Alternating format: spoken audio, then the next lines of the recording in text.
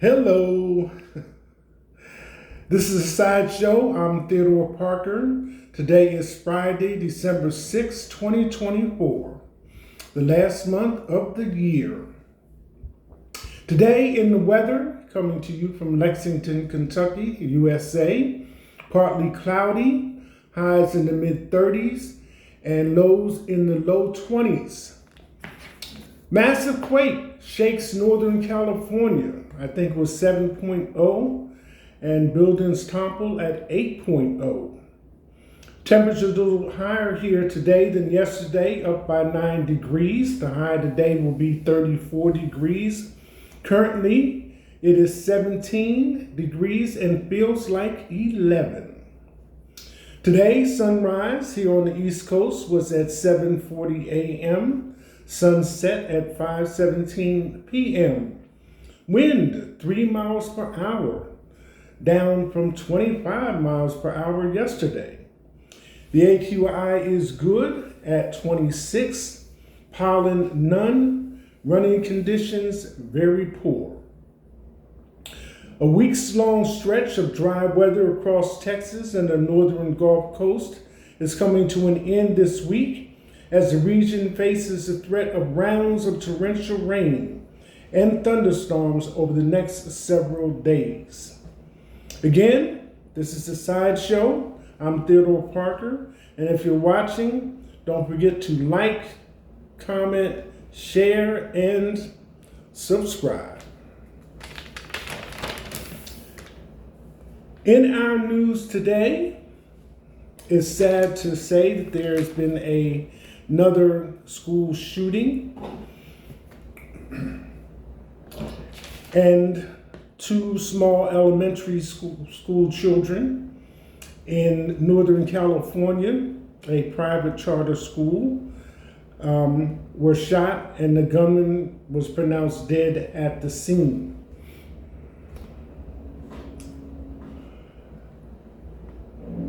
It's a sad story. For some odd reason, I thought that there were a little period where we didn't have any school shootings, but when I actually looked it up for this year, there is a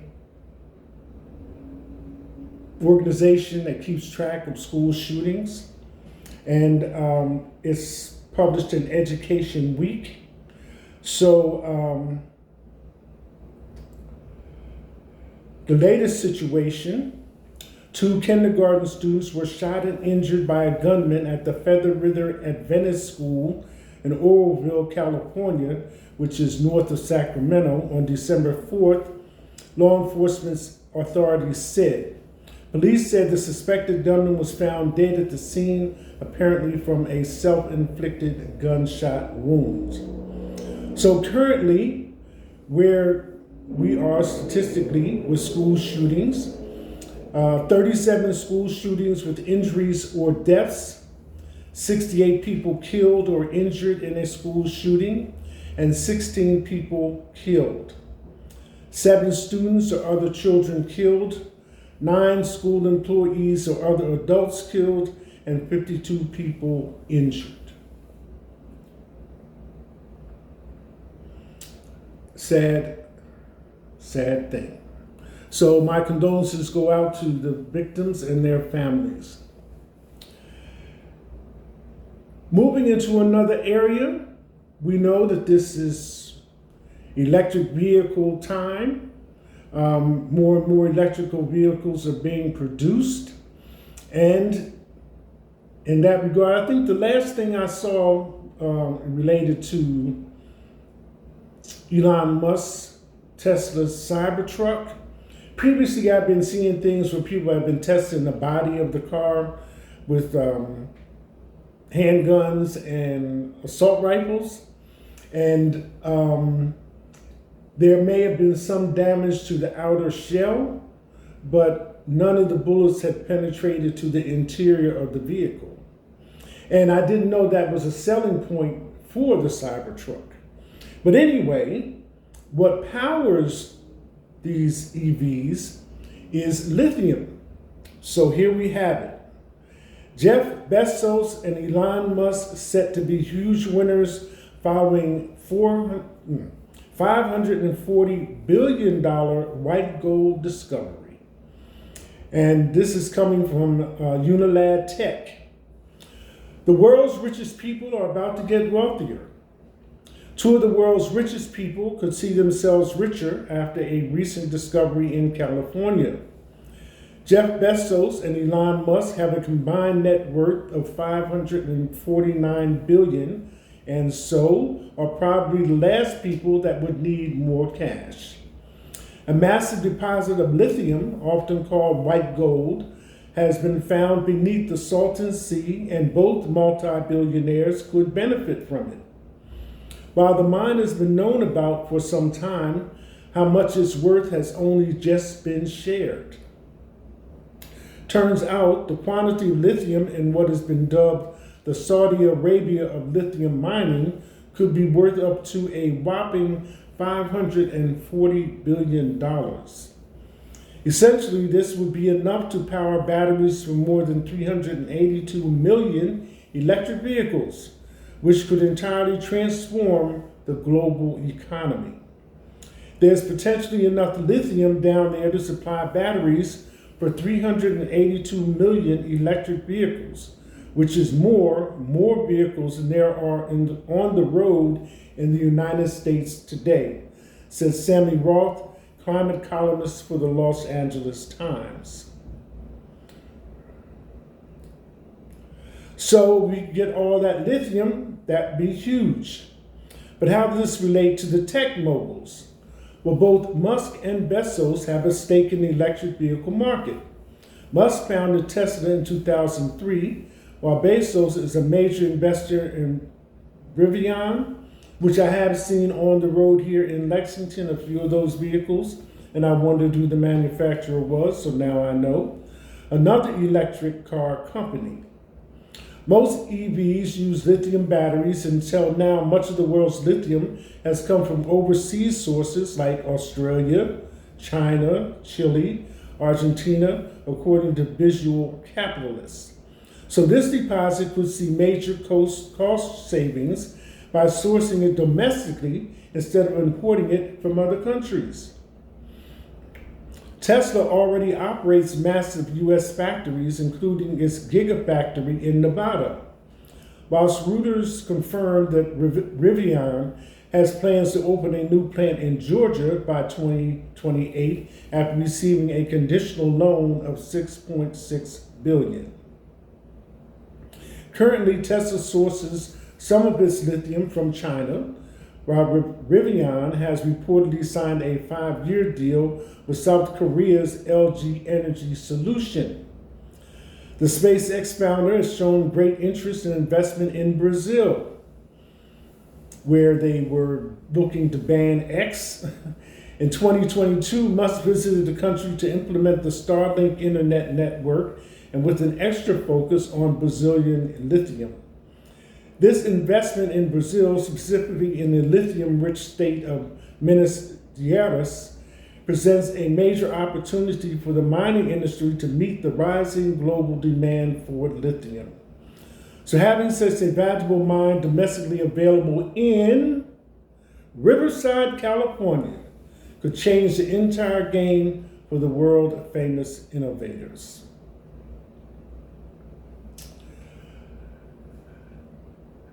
So that's your update on EVs.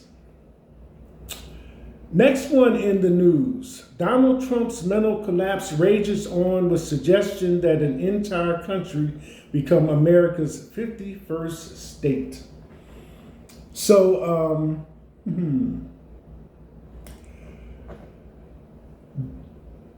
recently it was announced in the news that Donald Trump was going to levy a 25% tariff on Canada, and on Mexico here. So with those things being stated, if you remember, Prime Minister of Canada, Trudeau, came right here for a quick visit to Mar-a-Lago to see President-elect Donald Trump. So,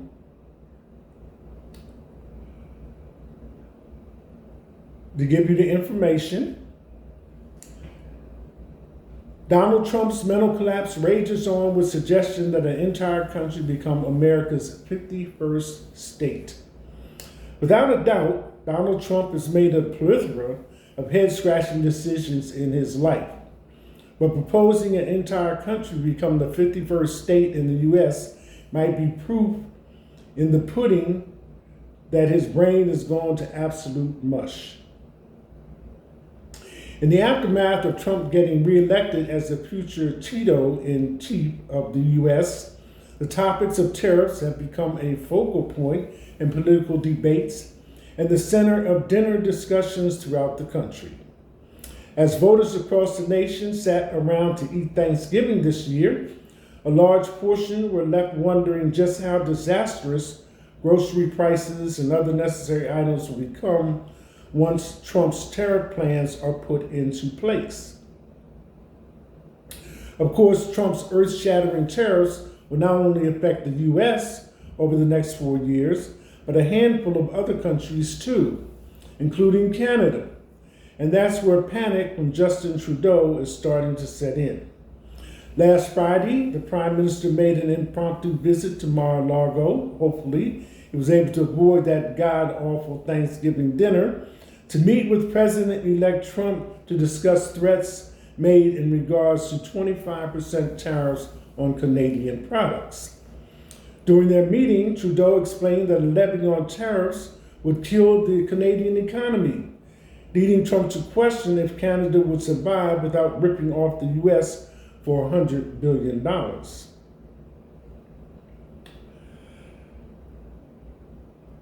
As if Trump's snarky rebuttal wasn't enough, the president-elect then flat out suggested Canada should become the 51st state of the United States, while simultaneously proposing that Trudeau become a governor of the state when all is said and done. Folks, we're actually living in hell. Trump's comments were unsurprisingly met with bouts of nervous laughter and head scratches, with many speculating it to be just a joke by Trump. But you can bet all your money right now that he was completely serious. To make matters worse, Trump even reportedly suggested the state of Canada could be separated into two states, one conservative and one liberal, which was met with more nervous laughter. Yep, this is America. This is who we've elected to become our next president, as if the 4 years of his first presidency, from 2016 to 2020, went so smoothly. Now Trump is so full of himself and on such a tariff high that he is now suggesting the country of Canada simply put up or shut up and join the U.S. if Trudeau, in Trump's words, can't fix the Canadian economy before Trump's first day in office in January 2025. Despite these asinine comments and widely ridiculous suggestions, Trump otherwise insisted that the meeting between the two was very productive. Trudeau, on the other hand, has kept relatively quiet since their encounter, although one thread on Reddit has kept booming and prospering, full of comments since the pair had their dinner meeting. One can only imagine what the future holds for the ever-present allyship between the U.S. and Canada, but one thing is certain. Trump is completely focused on keeping himself at the forefront and in total control of it all. Well, at least Marjorie Taylor Greene will have plenty to tweet about. And this article was published by WGTC Politics on December 3rd, 2024. Just a few things that are going on in case you missed it. And if you remember, back when Donald Trump was having the presidential debates, that he made a remark about a woman in Ohio eating a cat. Well, excuse me, folks. I was taken in by the video. Then I said, maybe, maybe not. Well, come to find out, we have another article from Crime. Ohio woman who inspired Trump's controversial debate remarks sentenced to a year for killing eating cat. As follows. A 27-year-old woman from Canton, Ohio, named Alexis T. Farrell, has just been sentenced to a year in the slammer for not only killing a cat, but eating the innocent animal right after. As previously reported, Farrell was accused of smashing the cat's head with her foot and then savagely eating it. However, police arrived before she was able to eat much of the cat. Farrell's arrest on August 16th was not just your run-of-the-mill "what were you thinking" incident. This one spiraled into a twisted narrative used by none other than Donald Trump and his buddy, J.D. Vance, who falsely claimed Haitian immigrants in Springfield, Ohio, were munching on their pets. Nonetheless, when the Stark County Common Pleas Judge Frank G. Barchione handed down the maximum sentence, he didn't hold back. I can't express the disappointment, shock, disgust that this crime has brought to me. I don't know what could prompt anyone to want to eat a cat, he said. Judge Barchione didn't stop there. You've embarrassed this country, you've embarrassed this nation, more importantly, you've embarrassed yourself. The judge continued with a passionate defense of our furry friends, reminding us that they bring a lot of love to a lot of people. They don't have a voice, but the only voice today is me, and I'm going to exercise this voice very loudly, he declared. Now let's talk about Farrell's legal strategy. She initially pleaded not guilty by reason of insanity, but a report from Akron's psychodiagnostic clinic decided to rain on that parade, declaring her competent enough to understand what was happening in court. But wait, there's more. After her arrest, a video featuring police body cam footage was splashed across the internet with the wild headline, "Haitian woman eats neighbor's cat in Springfield." For the record, the Canton incident occurred a solid 170 miles away from Springfield, and let's just say Farrell is as American as apple pie, so much for that narrative. The viral video of the stomach-turning woman has since garnered hundreds of thousands of views online. So that's the latest development in that incident turned into a legal case. So those are just little grabs here and there of what's in the news. So let's head to our top stories for today, December 6th, 2024. Oh, okay. Before I do that, I did have this one, which kind of gives some of the specifics for the two children that were shot in California.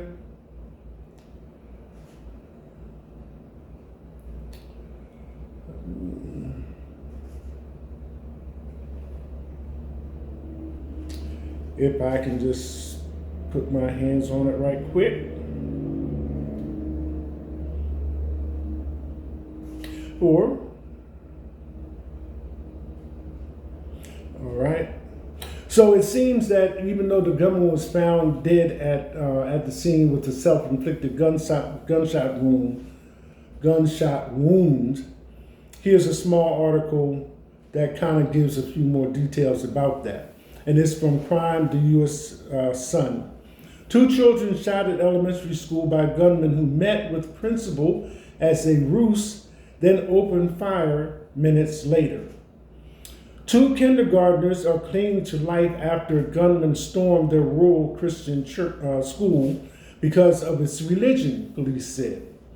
The deranged shooter met with the California school's principal to talk about enrollment just minutes before opening fire.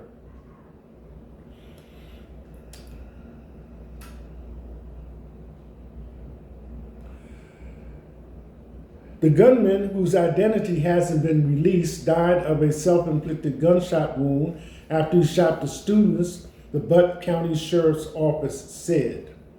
The 2 children, ages 5 and 6, are alive, but are in extremely critical condition and have very serious injuries, Butte County Sheriff Corey Honey said. On Wednesday afternoon, the shooter arrived at Feathers River Adventist School in Oroville, an hour north of Sacramento, for a meeting with the principal. Feather River is a private Seventh-day Adventist school, a Protestant Christian denomination with about 35 students enrolled in kindergarten through 8th grade. The principal described the meeting as cordial, but not long after it ended, he was horrified to hear gunshots erupt from outside his office. Cops raced through school at around 1:10 p.m. and quickly found the killer's body with a handgun lying beside him. They searched the school grounds for victims and airlifted one child to a nearby hospital in a helicopter. The other was taken by ground. Sheriff Honey is investigating whether the meeting the shooter scheduled was a ruse to enter the school grounds and target the children. The gunman traveled to the school by Uber, and detectives were chatting with the driver to see if anything suspicious happened during the ride. What if I get shot? A brave 6th grade student who helped her teacher to calm her classmates has relived the dark thoughts that raced through her mind after hearing gunfire. I was thinking to myself, what if I get shot? Jocelyn Orlando told CBS News. What will happen to my family and me? Jocelyn fought through her fears to help soothe terrified kindergartners in a locked classroom as their classmates lay nearby fighting for their lives. I told the kindergartners to take deep breaths and think of something happy, she said. We were going in from lunch recess, and basically everyone in my classroom heard shooting, and most people were screaming. While they were waiting for help to arrive, Jocelyn remembers the bone-chilling moment she saw the shooter walk past their class. I told the little graders to close their eyes and cover their ears because he was pacing back and forth from the window. We all don't know what's going to happen next. Jocelyn's father, Dale, revealed the heart-dropping moment he learned of the shooting as he raced to help his daughter. I tried to get her as quickly as I could, as safely as I could, while panicking on the inside, he said. We're not the only city, school, family that this has happened to, and this is not how life should be. The students were out of class when shots were fired, so teachers rounded them up and sheltered them in a gymnasium. First responders helped take the kids to an Adventist church 10 miles away, where they were reunited with their families. Heartbroken parents held their children and each other as they prayed for the victims in their small, tight-knit community.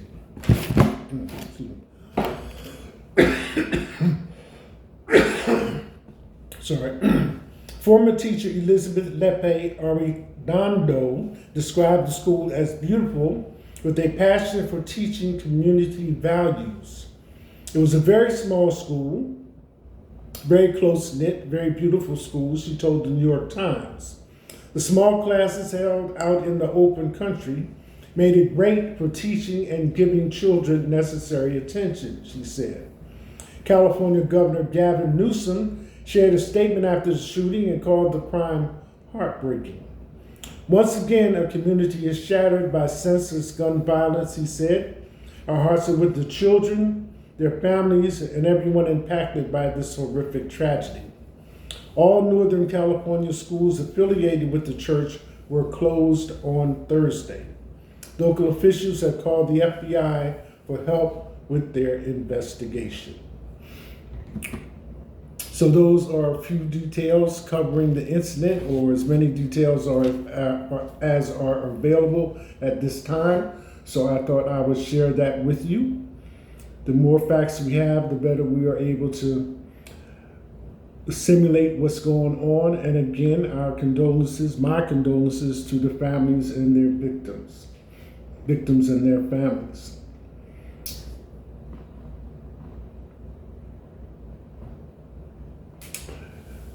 Again, this is Friday, December 6, 2024, and the top stories for today.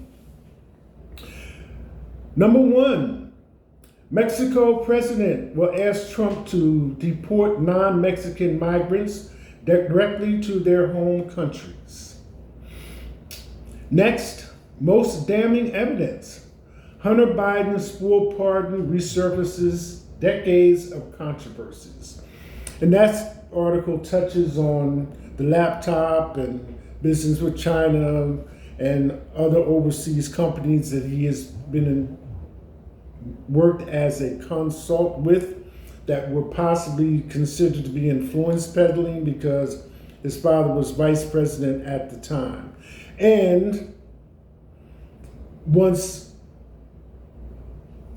now President Biden was no longer vice president, Hunter Biden's salary got cut in half. So he was receiving something like $50,000 a month from one company, and it just went on from there. Next one, Mike Johnson says he's aiming to axe 75% of all federal agencies with Elon Musk's help. This is just going to be an interesting 4 years. If it gets to 4 years, it's just going to be interesting all the way around. Next one, Elon Musk and Vivek Ramaswamy meet with Republicans to talk spending cuts. They face a steep climb. Next one of our top stories for today, Donald Trump receives Fox Nation's Patriot of the Year award at Patriots Awards. Anthem Blue Cross Blue Shield reverses decision to put a timeline on anesthesia. Legal experts skeptical Supreme Court will buy Biden admin's argument challenging. Texas attorney burned down Syndrome's son's body after shooting him dead when he mistook him for an intruder. Bernie Sanders says RFK Jr.'s comments on food industry exactly correct, but health views extremely dangerous. I believe RFK Jr. was the one that said heroin helped him get through his college years. And number 10 of the top stories, Daniel Penny hit with civil lawsuit from Jordan Neely's father amid criminal trial. Those are your top 10 stories for today. And I thought I would leave you with this one.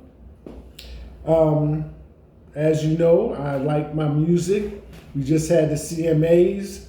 Beyonce's name came up. So now, this article is entitled, It's Official. Beyonce tops Taylor Swift, Drake, Rihanna, Britney Spears, and more to be named the greatest pop star of the 21st century by Billboard. It's dated Tuesday, December 3rd, 2024. Here we go. Much to the dismay of hashtag Swifties, aka Taylor Swift fans, as Twitter has proven over the last week, Billboard has officially crowned Beyonce the greatest pop star of the 21st century. Reaffirmation of the title she was unofficially bestowed by the Music Bible just 2 years ago. Speculation on who would be afforded the winning title has been mounting since Katy Perry was revealed at the number 25 pick at the list launch in August.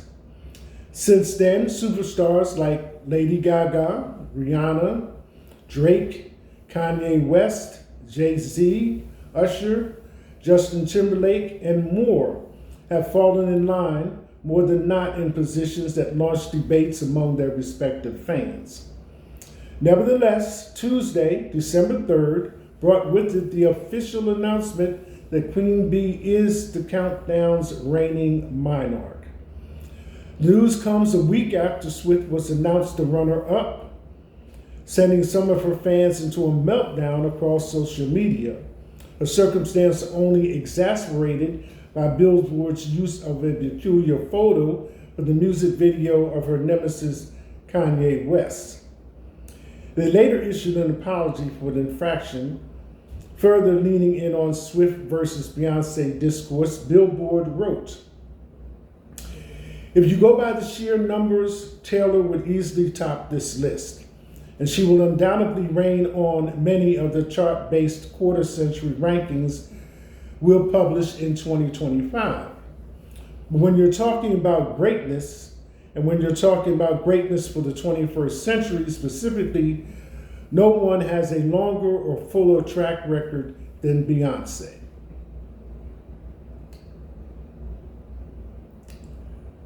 So, there we have it. Friday, December 6th, 2024. You've had your Black Friday, your Cyber Monday, your shopping, President-elect choosing his cabinet, being vetted by Congress, and on through to the rest of December. And although winter officially starts on the 21st, meteorologists say on the meteorological calendar, we are in winter now. This is a Sideshow. I'm Theodore Parker. That's it. Hashtag.